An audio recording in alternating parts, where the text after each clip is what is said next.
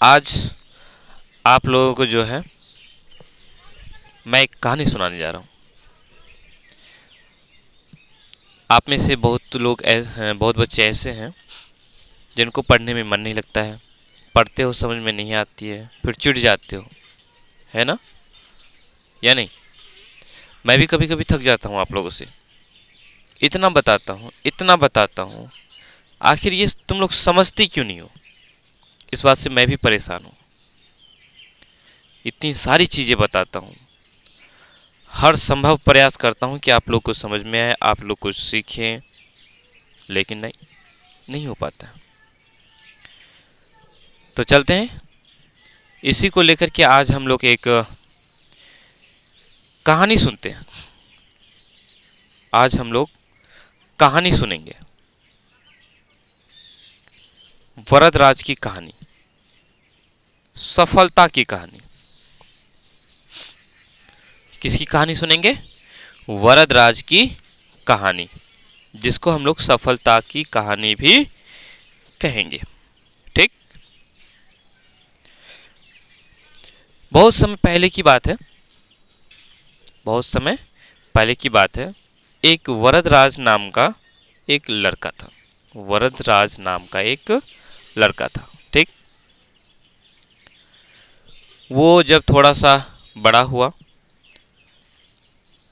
तो उसके mummy papa एक स्कूल में दाखिला दे देते हैं। ठीक है, सबको स्कूल जाते हैं पढ़ने के लिए। अभी तो स्कूल हुआ करता, पहले स्कूल नहीं होता था। पहले उसको गुरुकुल कहा करते थे। चूंकि हम लोग स्कूल से ज़्यादा वाकिफ़ हैं, तो हम स्कूल शब्द का ही इस्तेमाल करेंगे। ठीक है, आई बात समझ में? थोड़ा बारीकी से समझना इसको। आप लोग इस कहानी को जरूर पूरा सुनिएगा। वरदराज जो है, जब उनका समय हुआ तो उसके मम्मी पापा स्कूल भेज दिया। जैसे आजकल हॉस्टल होते हैं, तो पहले जो है गुरुजियों के पास यानी मास्टर के पास ही रहना, खाना और पढ़ाई करना होता था। जिस तरह से आजकल हॉस्टल होते हैं उसी तरह से, ठीक उसी तरह से तब भी हुआ करता था। तो उनको स्कूल भेज दिया गया, हॉस्टल भेज दिया गया, गुरु जी के पास भेज दिया गया, यानी कि मास्टर जी के पास भेज दिए गए। वो चले गए। उनका जो व्यवहार था बहुत ही अच्छा था, मैत्रीपूर्ण था। मैत्रीपूर्ण था यानी मित्रतापूर्ण था, बहुत ही अच्छा था। अपने सहपाठियों से यानी कि क्लासमेट से, अपने दोस्तों से, सबसे उनका जो व्यवहार था वो बड़ा ही अच्छा था। लेकिन लड़का बहुत अच्छा था, लेकिन क्या होता है, उसका जो दिमाग है ना, वो जड़ दिमाग था। मतलब दिमाग नहीं था, बुद्धि नहीं था। ठीक है, लड़का अच्छा था लेकिन उसको बुद्धि नहीं था। पढ़ता था, उनको समझ में नहीं आता था कुछ, उसको कुछ भी समझ में नहीं आता था। उनके साथ ही उनके क्लासमेट उनके साथ पढ़कर आगे निकल लिए, लेकिन वो कई सालों तक एक ही क्लास में रहा, एक ही क्लास में रहा। अब जो अच्छे तरह से नहीं पढ़ेंगे तो वो तो पास नहीं हो पाएंगे। जो पास नहीं होंगे तो क्या उसको आगे की क्लासों में भेजेंगे? नहीं भेजेंगे। सर भी परेशान, बहुत परेशान।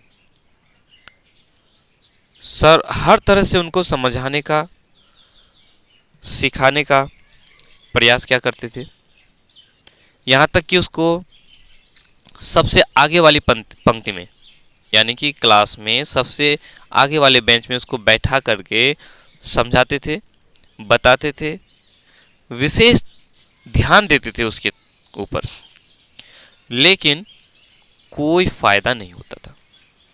कितना भी बताएं, कितना ही कुछ कहें, लेकिन कोई फायदा नहीं होता था। एक दिन गुरुजी जो है, सर थक हार करके उससे कहता है कि वरदराज, तुमसे, या ये कहें कि तुम्हारे बस की बात नहीं है पढ़ाई करना, सो बाबू बेटा आप घर जाओ। वरदराज को स्कूल से निकाल दिया जाता है। वो भी थके मन से, वो भी हार चुका था, वरदराज भी हार चुका था, उसको भी मन नहीं लगता था। इतना कुछ होने के बावजूद उनको पढ़ाई समझ में ही नहीं आता था। थक हार के जो है वो निकल लेता है अपना घर। अब समस्या ये, घर जाएंगे, गार्जियन क्या कहेंगे, मम्मी पापा क्या कहेंगे, होता ना टेंशन। स्कूल से अगर निकाल दिया जाए तो घर में क्या जवाब दोगे? आजकल तो फोन फान हो गया है, पहले ही सूचित कर देते, बता देते कि आपका लड़का पढ़ता नहीं है, आपका लड़का बदमाशी करता, वो करता, हा करता, हो करता है कि नहीं। इस तरह से कह करके जो है पहले ही अवगत करा दिया जाता है गार्जियन से।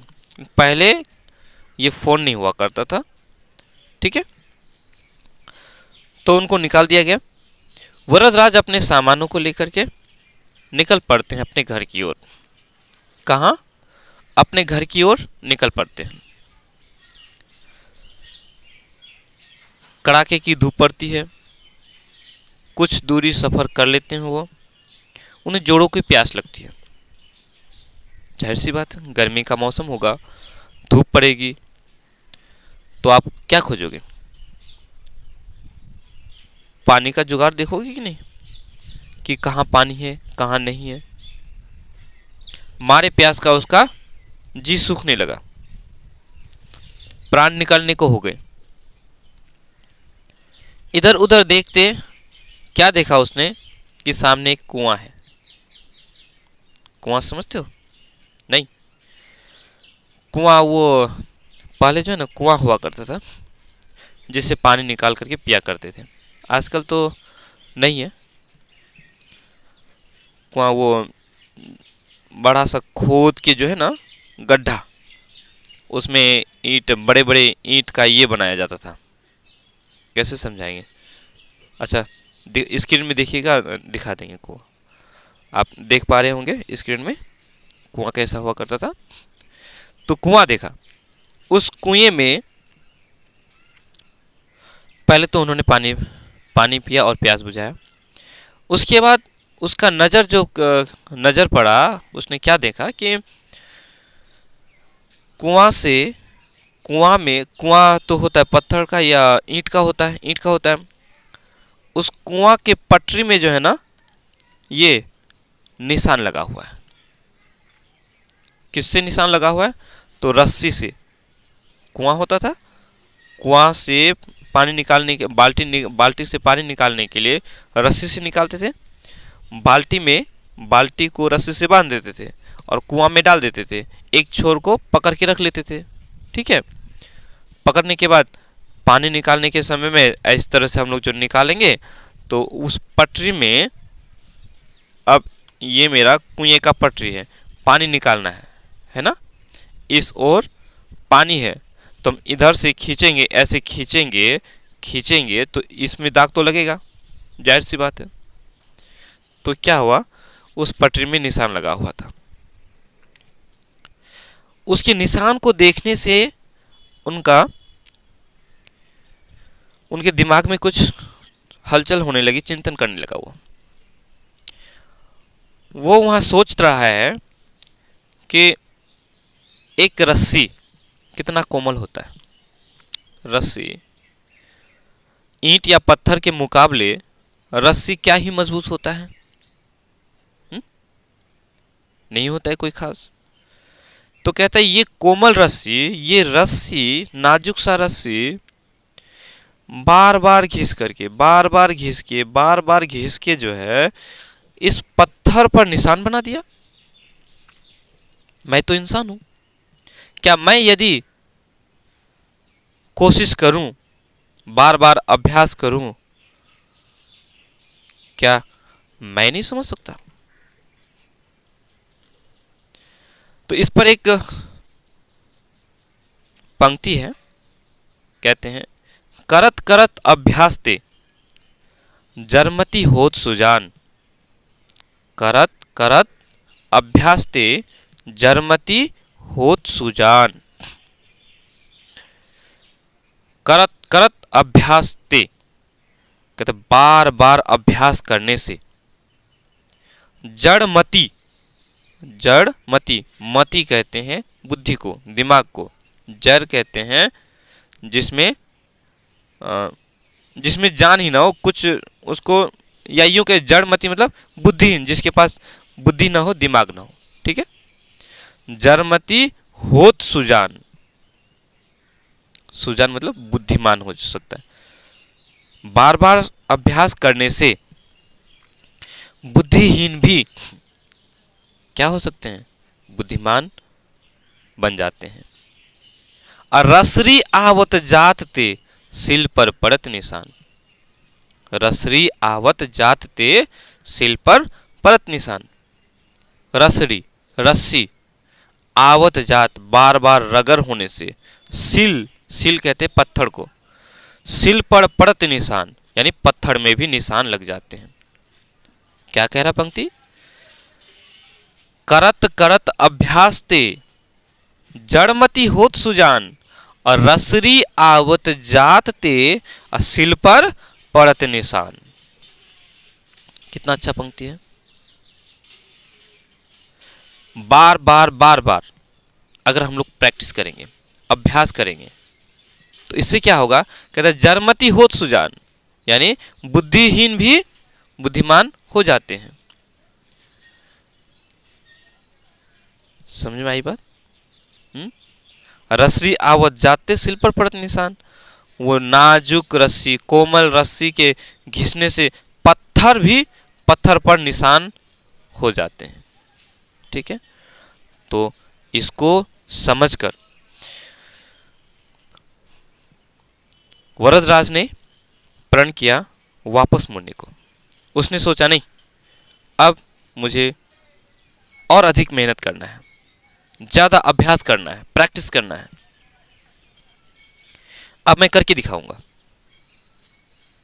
ठीक है, अब उसने वहां से वापस घर नहीं लौटा, घर को जा रहा था, घर न जा करके अब वो पुनः वापस अपने आश्रम में चल दिया, स्कूल चल दिया, ये सोच करके कि नहीं अब मैं मेहनत करूंगा। जाते ही स्कूल जाते ही अपने गुरुजी के पांव पकड़े और गुरुजी से कहा कि गुरुजी मैं घर नहीं जाऊंगा। गुरुजी ने पूछा, सर ने पूछा कि क्या हो गया बेटा, क्या हो गया बताओ। तब वरदराज ने रास्ते की सारी कहानी बताया अपने गुरुजी से और उसने कहा कि गुरुजी एक बार और मौका दीजिए मुझे, एक बार और मौका दीजिए गुरुजी, मैं भी करके दिखाऊंगा। अब मैं वो वरदराज नहीं हूं जिससे आप पहले पढ़ाते थे। भावुक होकर के, बिल्कुल शांत, भावुक हो गया था। उसकी स्थिति को देख करके गुरुजी को दया आ गया। उसने कहा ठीक है बेटा, और उसके आव भाव को देखा, उस गुरुजी को भी लगा, सर को भी लगा कि नहीं वाकई ये बदल चुका है। फिर कहते हैं इतना वो विद्यार्थी, वही स्टूडेंट इतना अव्वल हुआ, इतना तेज हुआ कि पूछो ही ना। अपने सहपाठियों को फिर वही पढ़ाने लग जाते हैं। तो इसको कहते हैं मेहनत का नतीजा।